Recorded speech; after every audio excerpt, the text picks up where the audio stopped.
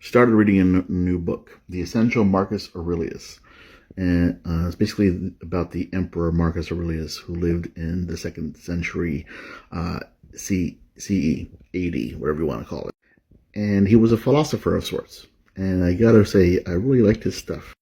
I am only doing a small book of his, and I'll be doing a bigger one later on, but I picked up a bunch of books recently.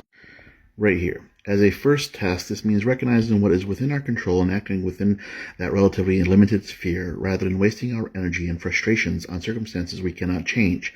The second task requires approaching the rest of life, that which is out of our control, with an attitude of indifference or even acceptance.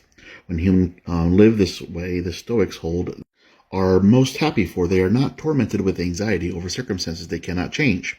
Cultivating such an attitude in the daily practice of living requirements constant attention and reminder. Now, that wasn't Marcus Aurelius yet, that was just the author. But here we're getting to Marcus Aurelius, and it's really good stuff. Enduring difficulties, not meddling in other people's affairs, and to resist temptation of listening to slander.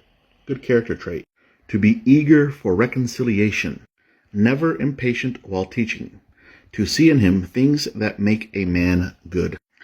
Nobility of character and a steady temperament. Modesty and strength. Devotion, generosity, turn away not from hurtful actions, but to also even turn away from the very thought of them. Oh, not just to turn away from hurtful actions, but even the very thought of the hurting someone. Simplicity in one's way of living, far removed from the self-indulgent ways of the wealthy. The need not to have good teachers, spare no expense on such things. So be willing to pay money for a good teacher.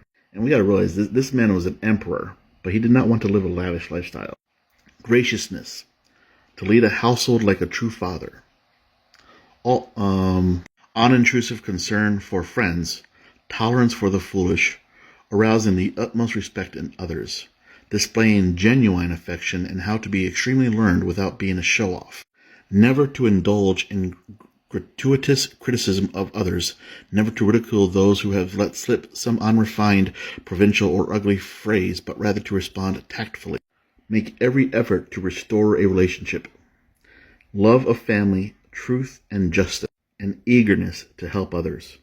To rule over oneself. Positive outlook in difficult circumstances, conduct oneself in gentle and dignified way, accomplishment of necessary duties without complaint.